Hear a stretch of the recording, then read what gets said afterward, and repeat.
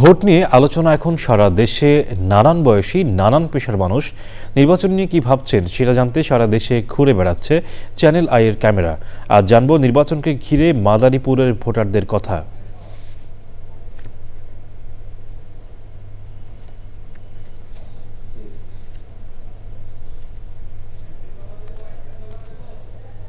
নির্বাচনে আমরা একজন সহযোগ্য নিষ্ঠাবান ব্যক্তিকে আমরা নির্বাচিত করতে চাই, যার মাধ্যমে মাদারীপুরের উন্নয়ন হবে, দেশের উন্নয়ন হবে, মঙ্গলজনক কাজ করবে। আমরা চাই যে নির্বাচন হইয়া যে ভালো কাজ করবে, জনগণের দিকে তাকাইবে, জনগণের ভালো মন্দর দিকে তাকাইবে, তাকেই আমরা নির্বাচিত চাই।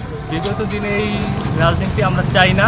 আমরা ডিজিটাল বাংলাদেশে নতুন দিনের নতুন একটা রাজনৈতিক সুষ্ঠু সরকার চাই, যেখানে একজন সৎ, যোগ্য, নিরপেক্ষ লোক আমাদের প্রার্থী হবে। আমরা এটাই প্রত্যাশা করি। পাতানো যে নির্বাচনটা হয়েছে এর আগে বিগত সরকারের আমলে, ফ্যাসিস্ট সরকারের আমলে, আমরা চাই এই আগামী 26-এর যে ফেব্রুয়ারিতে যে নির্বাচনটা হবে, সেই নির্বাচনটা অবাধ, সুষ্ঠু এবং গ্রহণযোগ্য নির্বাচন হবে। আমরা প্রার্থী এমন চাই যে দেশের উন্নয়নে কাজ করবে এবং জনগণের কথা ভাববে, এমন প্রার্থী আমরা চাই।